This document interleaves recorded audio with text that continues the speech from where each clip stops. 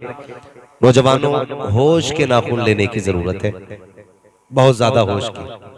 अभी सैयद साहब क़िबला फरमा रहे थे कि हमारी कौम का नौजवान जो है ना, ज्यादातर कोई डॉक्टर को फॉलो कर रहा है, कोई इंजीनियर को फॉलो कर रहा है। दीन हम जो है ना ज्यादातर इंटरनेट से सीख रहे हैं। किससे सीख रहे हैं? इंटरनेट से दीन सीख रहे हैं। यानी जिनकी सनद और असलियत का नहीं पता, वो हमें हुजूर की बातें बता रहे हैं। आप किसी मसले में उलझ जाया करें ना, तो अपने मस्जिद के इमाम के पास जाया करें। यह आपके लिए सबसे बेहतर मशवरा है, वरना तुम्हारी कब्र में मिर्जा नहीं आने वाला है, हाँ, डॉक्टर नहीं आने वाला है। तुम्हारी कब्र में कौन आएगा? लहद में इश्क रुखे शह का दाग लेके चले, अंधेरी रात सुनी थी चराग लेके चले, तेरे गुलामों का नक्शे कदम है राहे हयात, वो क्या भटक सके जो ये निशान लेके चले। भाई कोशिश ये करें कि अपने उलमा की तरफ मुतवज्जे हो, अपने उलमा की तरफ मुतवज्जे हो, ताकि दीन हमारा बचा रहे, ताकि हमारा दीन बचा रखे, हमारा ईमान बचा रहे। लेकिन दुख होता है जब हमारी कौम का जवान ये कहता है, इन्हें क्या पता इमाम साहब को, इन्हें क्या पता इमाम साहब को। आप जानते हैं इमाम साहब को कितना पता है? सैयदी सरकार आला हजरत रज़ी अल्लाह तआला अन्हु से किसी ने पूछा, हुजूर आपको कितना इल्म है? आपको समझ रहे ना मेरी बात? बोले जरा, आपको कितना इल्म है? तो कितना इल्म था आला हजरत को? पहली तहकीक के मुताबिक 56 उलूम पे महारत ताम्मा रखने वाली जात है। कितने उलूम पर? जदीद तहकीक के मुताबिक 100 से ज्यादा उलूम पर महारत ताम्मा रखने वाली जात है। आप फरमाते हैं अल्लाह का शुक्र है मुझे इतना इल्म है कि मैं अपनी नमाज दुरुस्त पढ़ लेता हूं।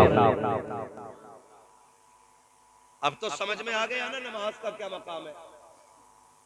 हालात ये होते हैं, कुछ लोग तो पीछे यूं ही खड़े रहते, इमाम साहब घर जाएं और हम मुसल्ले पे आए,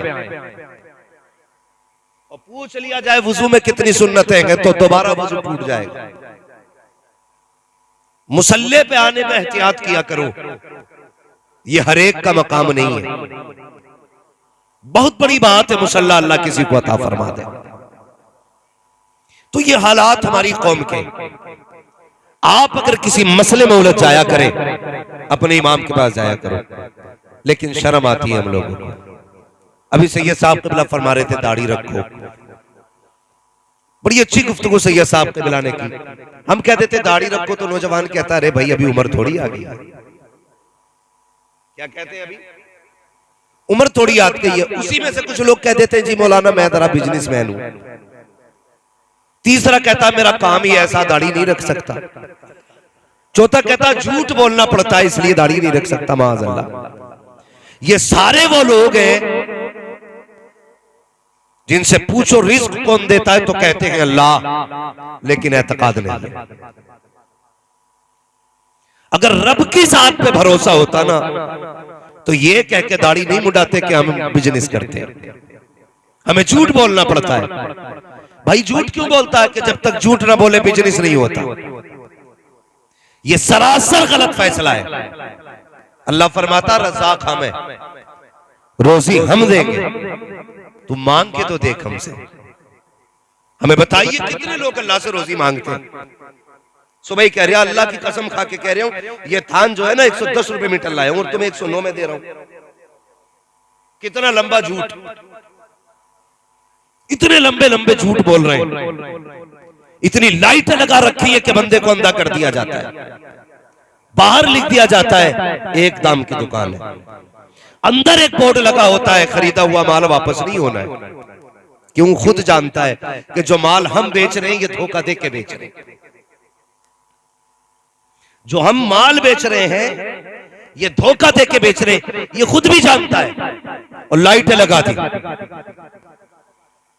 और कह रहा कसम खा के कह रहा हूं ये 111 रुपए मीटर लाया, तुझे 109 में दे रहा हूं। तूने अपनी सारी रोजी हराम कर ली। जानते हो, गलत दवा पड़ जाती है तो फसल खराब हो जाती है, हराम रोजी मिलती है तो नस्ल खराब हो जाती है। ये याद रखिएगा। अगर किसी का बेटा बाप के आगे जूता लेके खड़ा है ना, वो शिकायत करने आए तो सीधी कह देना, गौर कर और सोच तूने औलाद को लुक़्मे कैसे खिलाए थे। मेरी बात बहुत गौर से सुनिएगा। कड़वी बातें होती हैं, खुश्क होती हैं, लेकिन मैं आईना को दिखाऊंगा दाग चेहरे के, जिसे खराब लगे सामने से हट जाए। हम जरा से मजे की खातिर अपने बच्चों के लिए हलाल रोजी लेके चले आते हैं, हराम रोजी। तुम्हें यह तो मालूम है गेहूं पीला पड़े तो कौन सी दवा पड़ती है, धान सूखने लगे तो कौन सी दवा पड़ती है, खेती खराब होने लगे तो कौन सी दवा पड़ती है। तुम्हें यह क्यों नहीं पता है औलाद अगर जवान होने लगे तो कौन सी रोजी खिलाई जाती है।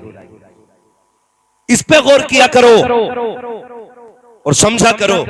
बड़ी आसानी से कह देते दाढ़ी रखेंगे, लेकिन बिजनेस में दिक्कत आ रही है। खुदा के बंदे, रज़ाक झूठा नहीं है, रज़ाक तो तेरा सच्चा है। तुझे रोजी देने वाला इतना सच्चा है, उसका एक एक वादा सच्चा है। जो उसने कहा है वो किया है, जो कहा है वही होना है। निज़ाम कुदरत मुसल्लम है। तुम क्या समझते हो झूठ बोलोगे तो बरकत मिलेगी? नहीं, खुदा की कसम, अपने रब की जात पे भरोसा रखिए, उससे मांगा कीजिए, फिर देखिए कितनी बरकत मिलती है। लोग कह दिया करते हैं कि दाढ़ी रख लेंगे लेकिन झूठ नहीं बोला जाएगा, झूठ बोलेंगे तो फिर रोजी नहीं मिलेगी। मैं कहता हूं दावे के साथ, तू खुदा का एक बार हो जा, कायनात तेरी हो जाएगी, दुनिया तेरी हो जाएगी।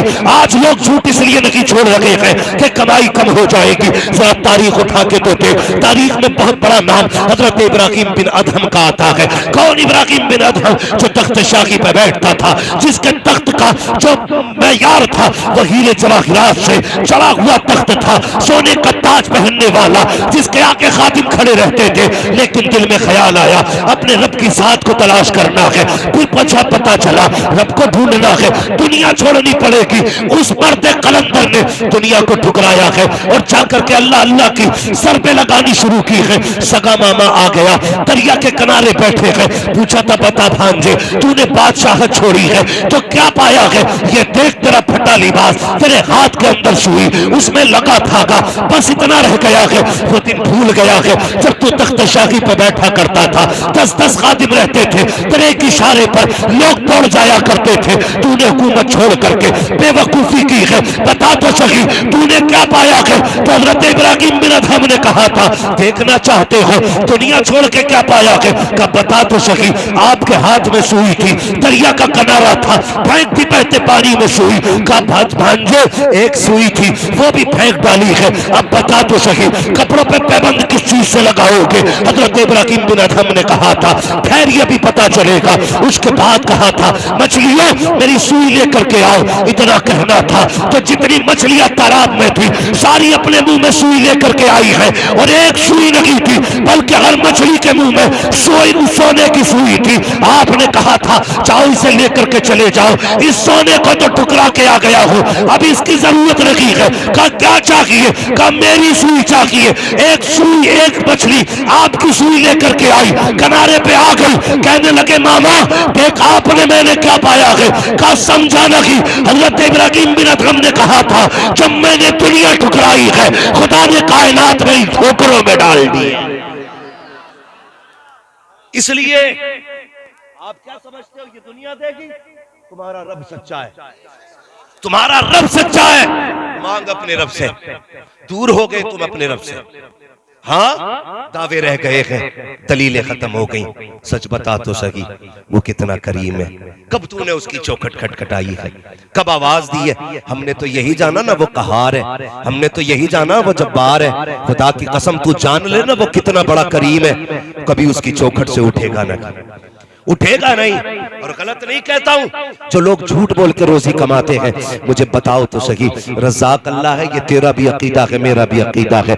माँ बाप की नाफरमानी कर दो, जायदाद से बेदखल हो, औरत की बात ना मानो तो झगड़े घर में हो जाते हैं। तुम अपने परिवार के टुकड़े टुकड़े कर लेते हो एक नाफरमानी की वजह से, मगर उस रब की शान करीमी पे कुर्बान जाओ। तुमने सुबह से शाम तक नाफरमानियां की, नाफरमानी करके सो गए, तेरी आंख नहीं खुली थी, उसने नाश्ते के नाम से तेरे दस्तरखान पर रहमतें उतारी, तू खा के फिर निकल गया यारों के साथ, एक बार उसका शुक्रिया तूने अदा नहीं किया। दोपहर का वक्त आया, फिर 3 तरह की नेमतें तेरे दस्तरखान पे थी, फिर तूने एक सजदा उसके नाम का नहीं किया। शाम का वक्त आया, फिर तेरे दस्तरखान पर नाश्ते के तौर पर रिज़्क़ उतारा गया, फिर तूने अपने रब का शुक्रिया अदा नहीं किया। बाद मगरिब तुझे नेमतें खिलाई, फिर तूने शुक्रिया अदा नहीं किया। फिर जैसी तुझे नींद की नेमत दी है, खुदा की कसम फिर तूने शुक्रिया अदा नहीं किया। बता तो सही वो कितना करीम है, एक एक गलती को माफ करता जा रहा है, बड़ी बड़ी नाफरमानियों को माफ कर रहा है।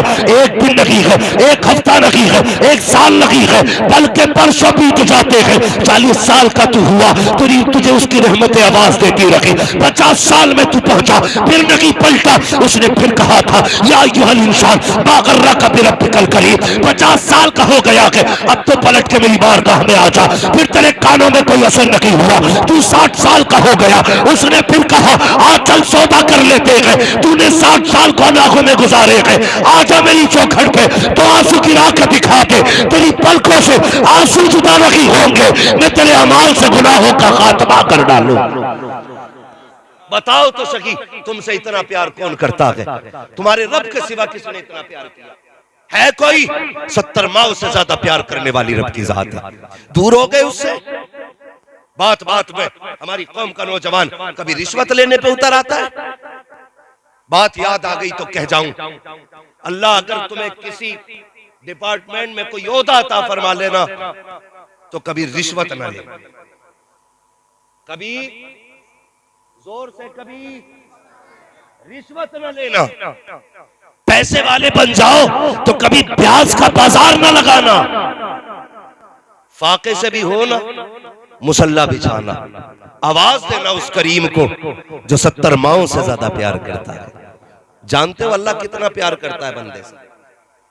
खुदा की कसम, एक बंदे से किसी ने पूछा था, बता तू जन्नत में जाएगा कि जहन्नम में? उसने कहा मुझे जन्नत में जाना है। कहा बड़े दावे से कह रहे? उसने कहा हाँ। कहा तेरे पास क्या दलील है? तो उसने पलट के कहा मुझसे पूछ रहा है ना जन्नत जहन्नम का फैसला का, बता। उसने कहा यार ये बता, अगर अल्लाह कयामत में मेरी माँ से कहते अपने बेटे का हिसाब ले, समझ रहे मेरी बात? अगर अल्लाह मेरी माँ से कहते मेरे बेटे का अपने बेटे का हिसाब ले, तो बता मेरी माँ मुझे जन्नत में डालेगी कि जहन्नम में? उसने कहा माँ तो कभी बेटे को आग में डाल ही नहीं सकती।